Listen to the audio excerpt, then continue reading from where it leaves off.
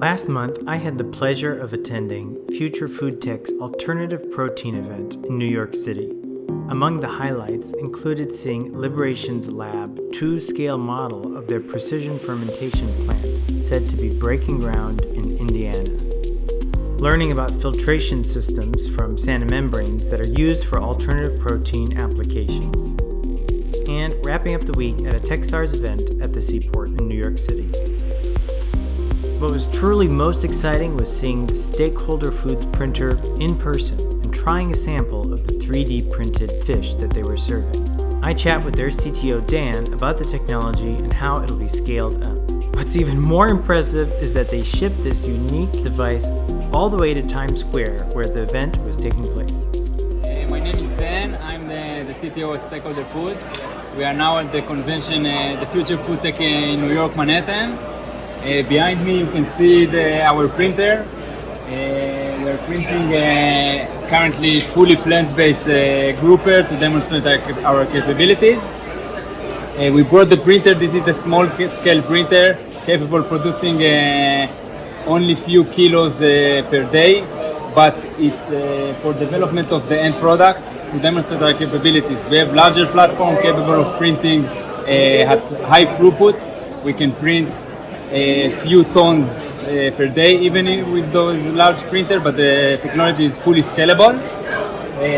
Here we have the dropjet platform capable of printing fish, seafood, shrimps, scallops, those types of products. Where we can choose one of three dishes, and we shipped our development printer into the States from Israel, especially to demonstrate our capabilities. You can choose one of three dishes and enjoy our structured products straight from the printer and our demonstrate our capabilities. Our business model is to sell printers and the ink that support the end product. We are fully cultivated product. This is where we're aiming, but right now at the convention, to demonstrate our capabilities, what you will eat in a moment will be a fully plant-based product, because we are in the way to approve our product regulatory, and that's why this is only plant-based, but it's demonstrating our capability of mimicking the fiberness and flakiness of the fish and enjoy it. I had seen the overall experience of Steakholder Foods online, but the in-person walkthrough was not much different than what I expected.